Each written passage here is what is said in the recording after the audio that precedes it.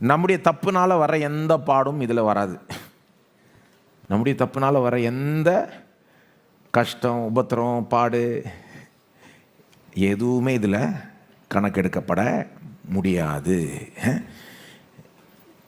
உண்மையாக சொல்ல போனால் நாம் தப்பு செஞ்சதுனாலே எவ்வளோ காரியங்கள் நமக்கு நடந்திருக்கு.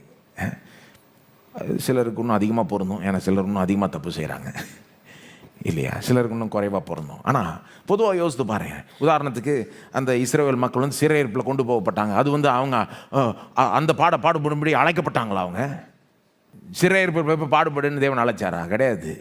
அது வந்து தண்டனை. ஆக்சுவலாக அது நியாய தீர்ப்பு. அவங்க வந்து முரட்டாட்டம் பண்ணிக்கிட்டே இருந்தாங்க, தேவனுக்கு விரோதமாக வாழ்ந்துக்கிட்டே இருந்தாங்க. தேவன் எவ்வளோ எச்சரிக்கை கொடுத்தார், மாறவே இல்லை, மனம் திரும்பவே இல்லை. அதனால தான் பாபிலோனியர்கள் வந்து எருசலேமில் அழிச்சு போட்டு அவங்கள சிறையிருப்பில் கொண்டு போயிட்டான். அது வந்து பாருங்கள், அவங்க பாவத்தினால அவங்களுக்கு வந்த ஒரு பாடு, அல்லது ஜனங்களுடைய முட்டாள்தனத்தினால சில நேரம் பாடு வருது. மாணவன் வந்து சில நேரம் ரொம்ப புத்திசாலித்தனம்னு யோசிக்கிறது.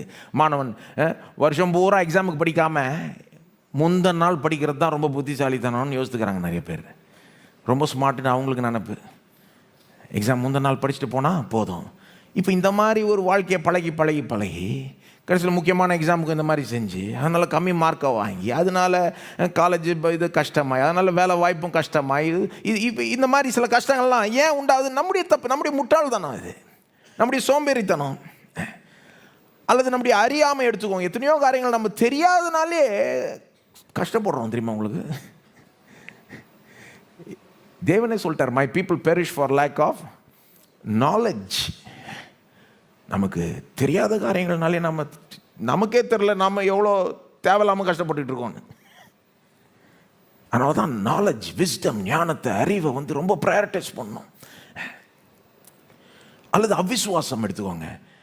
உதாரணத்துக்கு இஸ்ரவேல் ஜனங்க வனாந்தரத்தில் சுற்றி வந்தாங்க 40 வருஷம். சில கிறிஸ்தவங்க அதை பார்த்துட்டு தேவன் நம்மளை வனாந்தர வாழ்க்கைக்கு அழைத்து விட்டார் அப்படின்லாம் சொல்கிறாங்க. ஆனால் அவர் அந்த வனாந்தர வாழ்க்கைக்கு அந்த பாடுக்கு அழைச்சார் அவங்கள? ஆக்சுவலாக கொஞ்ச நாள் எகிப்திலிருந்து வெளியே கொண்டு வந்தார், கானான் தேசத்தில் கொண்டு போகும்படி தான் அவர் அழைச்சார். கொஞ்ச நாள் அந்த வனாந்தரத்தை அவங்க கடந்து போயிட்டு இருக்கலாம்.